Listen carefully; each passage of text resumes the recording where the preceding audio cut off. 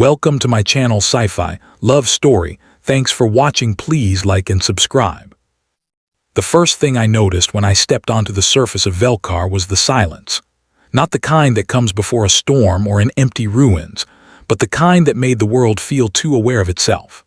The ground beneath my boots was polished metal, cool and almost alive, humming faintly as though it carried the heartbeat of the planet. Above, twin suns cast a pale gold and violet light over the city that stretched to the horizon, its towers twisting like frozen musical notes.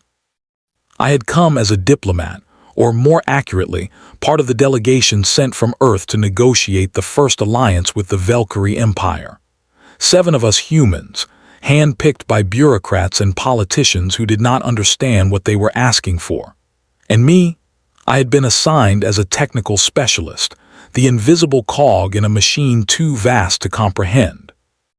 Yet now, stepping into the grand city, I felt like something fragile and exposed, a single candle in a cathedral of unknown stars.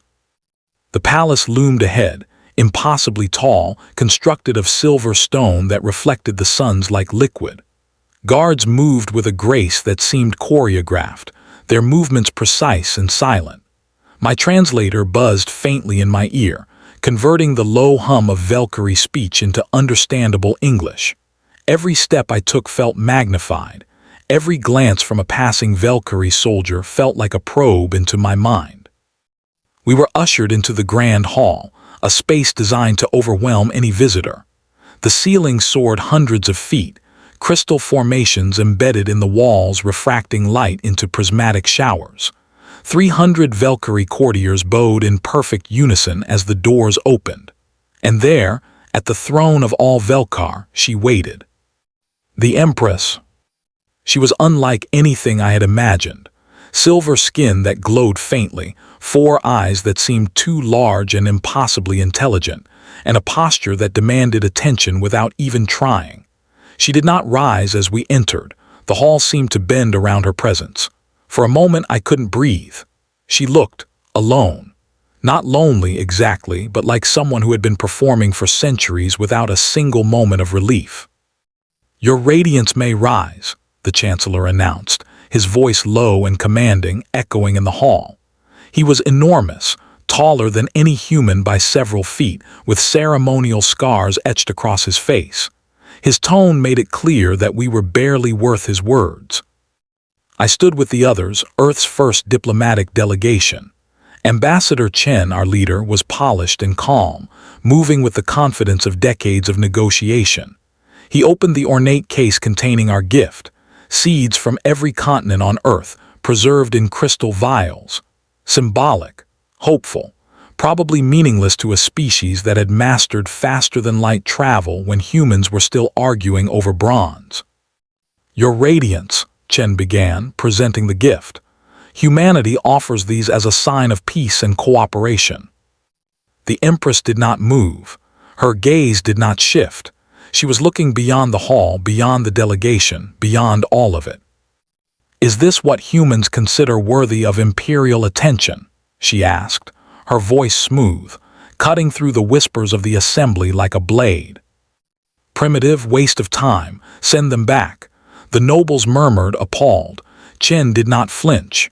"Your radiance, these seeds represent the biodiversity of our world," he said, steady. The dismissal was immediate. Chen closed the case and the other humans began to retreat, but I stayed frozen, drawn by something I could not name. She continued to stare past the assembly, and in that emptiness, I saw a reflection of my own grief. "Why do you keep staring at me, human?" Her words struck me as if physical. All eyes turned to me. "Because you're stunning," I replied, unable to think of anything else. A ripple of shock ran through the hall. Chen hissed, "Apologize now." She lifted a hand and even Chen fell silent. "Stunning," she repeated, tasting the word. Her gaze, all 4 eyes, locked onto mine. "Do you know what it means?" "To be struck senseless," I said, aware I was committing diplomatic suicide. "I know, I mean it's just the truth. Looking at you makes it hard to think." A noble stepped forward, outraged. "Your radiance, "I did not ask for your intervention," she cut him off. Rising from her throne, she moved closer, descending the steps with fluid grace. She stopped 3 feet from me. "You do not lower your eyes." "Should I?" I asked. "Everyone else here would have bowed the moment you approached. I'm not from this hall." Her face flickered, curiosity, surprise, gone too quickly to tell. "What is your function in this delegation, human?" "Technical specialist. I maintain the translation systems." She regarded me for a long moment. "Marcus Cole," she said carefully, pronouncing my name with care. "You looked at me and saw something other than an Empress. What did you see?" "Someone who's tired," I said. "Someone who's been performing so long she's forgotten she's allowed to be human underneath it all." The hall erupted. Nobles shouted over each other. The Chancellor bellowed for order. Chen looked ready to faint. The Empress, however, simply smiled, small, almost imperceptible, but in that moment the emptiness in her eyes lifted. "Marcus Cole," she said, "you will attend me each morning. We will discuss cultural matters." The court froze. Shock, scandal, disbelief. I realized at that moment that I had become her personal liaison, the first human to hold such a position in Valkyrie history. The palace was designed to intimidate. My quarters could have housed an entire apartment building on Earth. Ceilings soared 30 feet overhead, casting shifting patterns of light across the room. But I could not sleep. My mind replayed every second of the audience, every glance, every word. When I was summoned the next morning, the walk to her private chambers took 20 minutes. Corridors of increasing beauty and complexity were guarded by soldiers who watched me with suspicion. I arrived at a door of deep blue metal, engraved with patterns I did not recognize. "Enter," her voice commanded from within. Inside, the space was modest compared to the public spaces. Comfortable chairs around a real fireplace. Shelves lined with books. A window showing the city below alive with morning traffic. The Empress stood at the window, back to me, dressed simply but elegantly. "You came," she said. "You said not to be late." I nodded. Many say things, few mean them. She turned, her presence both royal and human. "Do you know why I summoned you?" "Honestly, no," I admitted. "Neither do I." She gestured to a chair. I sat. "I have not acted without purpose since I took the throne 73 years ago," she said. "Yet, yesterday you saw me, not the Empress but me. Why?" I told her about Alina, my late wife, about loss, grief, and the emptiness that had defined my life for 2 years. She listened, silent, then shared her own story. 73 years ruling alone, rejecting all suitors, the crown her only companion. We spoke for hours. 2 broken people in a room full of beauty, finding understanding in shared solitude. There was no touching, only words, shared secrets, and the quiet recognition that in each other we found something rare, someone who truly saw us. Weeks passed like water through fingers. Each morning I walked to her chambers. We shared stories of Earth and Velkar. She taught me about her culture, her past, and the weight of her empire. I shared memories of Alina, of human life, of ordinary grief and wonder. The court noticed. Rumors spread. Velith, a noble senator, began plotting against us, seeing my presence as a threat to his ambitions. On the 22nd day, it came to a head. At a grand reception, Velith accused the human delegation of influencing the Empress improperly. I stepped forward. "No magic, just honesty," I said. "She is capable, she is strong, and you have ignored her as a person for centuries." The hall froze. Velith's anger was visible, and the Empress's gaze was fixed on me, her presence reclaiming the room. I had made an enemy, yes, but I had also found her trust. The human among stars, a technical specialist. In the middle of an empire built on power and protocol, I had become something more. And for the first time since Alina, I felt alive again. The warning sirens blared before I even understood the danger. The palace, usually a fortress of elegance and order, had become a chaotic storm. Red lights pulsed along corridors, alarms echoed in every chamber, and the air was thick with tension, charged with the electricity of fear. I had barely finished breakfast in my quarters when Ambassador Chen burst in, panic etched across his face. "Marcus, now, the palace, it's under attack." "What do you mean under attack?" I asked, heart hammering. "Velith, the senator, he's moving against the Empress. Military support, loyalists, you name it. We have to evacuate." I froze, the translator buzzing a frantic rhythm in my ear. "Evacuate? No, not without her." "You can't," Chen started, grabbing my arm. "I am going to her, now." His grip tightened. "Marcus, she'll die if you." "She won't be alone." I tore free. The blue corridor stretched ahead, the polished floor reflecting the chaos in shards of light. Soldiers raced past, shouting orders in Valkyrie, energy weapons clattering as they prepared for the worst. I ignored the odds. I had trained for space missions, not palace combat, but my duty was clear. I had a human heart, and it would not abandon someone who had shown me trust. The palace's defensive doors had already closed behind reinforcements, isolating the wing containing the Empress's private chambers. I ran, weaving through the flurry of armed personnel, until I reached the ceremonial doors of the Sapphire Wing. Outside, 3 of her guards lay unmoving, energy weapons still in their hands. I swallowed fear and stepped over them. The air inside the chamber was tense, smell of ozone and burning circuits mixing with the metallic tang of blood. And there she was, Seraphith, silver and luminous, standing in the center of her private chamber, small energy pistol raised. Around her, the last of her loyal guard formed a protective circle. Velith entered like a shadow of arrogance, flanked by 30 armed soldiers, faces masked with fury. "Your reign has ended, Empress," he sneered. "Surrender, and your death will be swift." Seraphith did not falter. Her eyes, 4 of them, burned with defiance. "You have underestimated me, Velith. I am not your pawn." And then all eyes turned to me. The human, the delegation's pet, the insignificant specialist. I stepped forward, arms raised in mock surrender. "Marcus," she whispered, but there was no fear in her voice, just recognition. "You impossible creature," she murmured, but it was almost a laugh. Velith's soldiers aimed their weapons at me. Every instinct screamed to run, but I did not. I was not just a human. I was someone who had seen her truly, who had earned her trust. I would stand. The first shot rang out, catching me in the shoulder. Pain exploded through my body, burning, freezing, electrifying every nerve. I fell to the ground and Seraphith caught me, lowering us both safely to the floor. "You fool," she hissed, panic in her voice. "Why would you?" "Because you matter," I managed to gasp, blood filling my mouth. "I won't let you face this alone." Around us, the battle raged. Energy bolts streaked past walls, guards and attackers clashing in deadly precision. I felt my strength failing, the edges of consciousness fraying. Seraphith's hand pressed to my wound, silver skin against human flesh, trying to hold me together.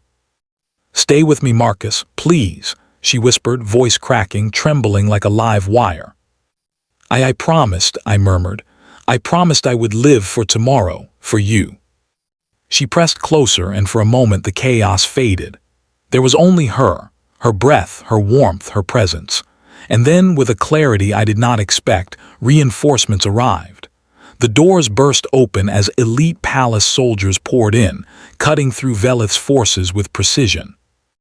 Velith's arrogance faltered as he realized the tide had turned. Seraphith rose slowly, her posture regal again, command radiating from her even as she remained beside me. Her eyes, 4 of them, burned into Velith, freezing him in place. "Velith," she said, voice cold and absolute, "leave or you will not survive." The senator's pride shattered.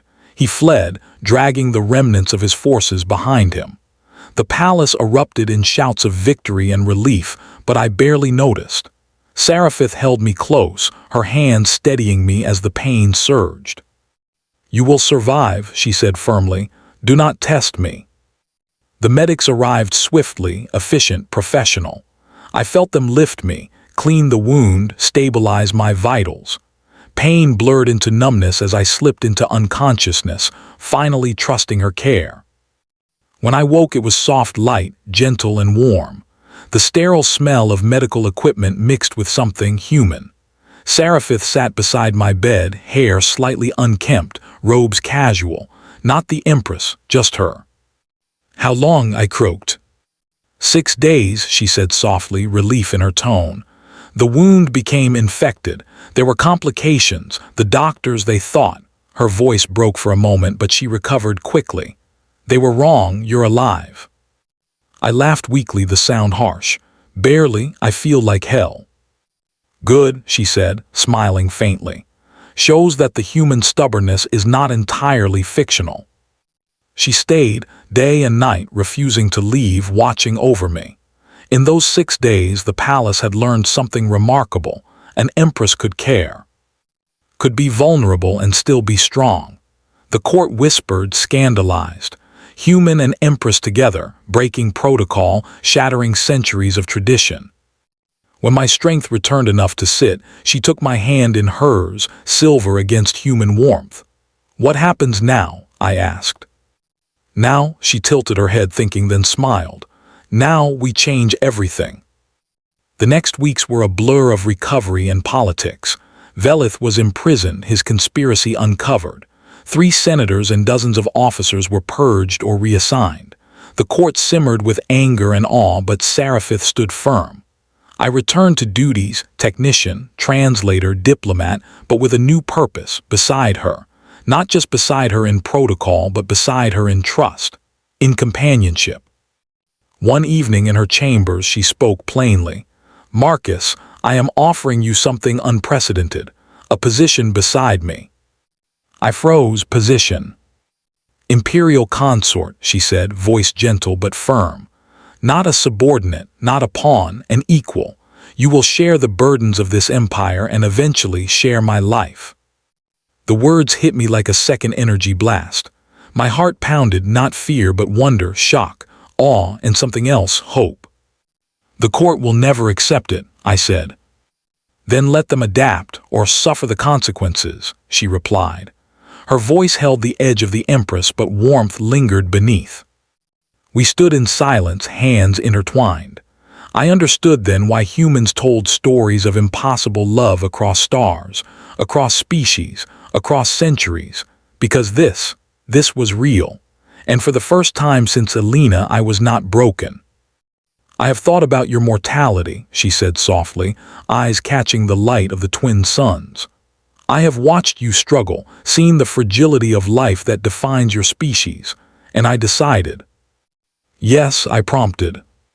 "I would rather have 30 or 40 years of genuine partnership than 400 more years of solitude," she said, resolute. "And I choose you." I could not find words. There was nothing to say that could capture the weight of this moment, the relief, the hope, the beauty of being seen. Instead, I nodded. Yes. Yes to the position, to the partnership, to everything she offered. She leaned close, forehead against mine, a gesture intimate in a way I had never known. "You never explained why you stared at me the first day," she whispered.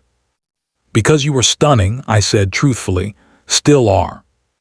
She smiled, a small, radiant curve of lips. "Good, I would hate to be forgettable." And we kissed, not the human warmth of Alina, but the cool brilliance of Valkyrie skin against mine. Different, alien, yet real. Connection, partnership, something entirely new. Outside the palace, the galaxy continued. Political chaos, alliances, rebellions, all of it moved on, but in that chamber nothing mattered but us. Broken pieces of 2 worlds, finding one another in the vastness of stars, forging something stunning and whole. I was human, I was fleeting, and yet in her presence I was powerful, because sometimes the universe did not bend to the strongest, it bent to the honest, the courageous, the human. And for the first time, I looked forward to tomorrow.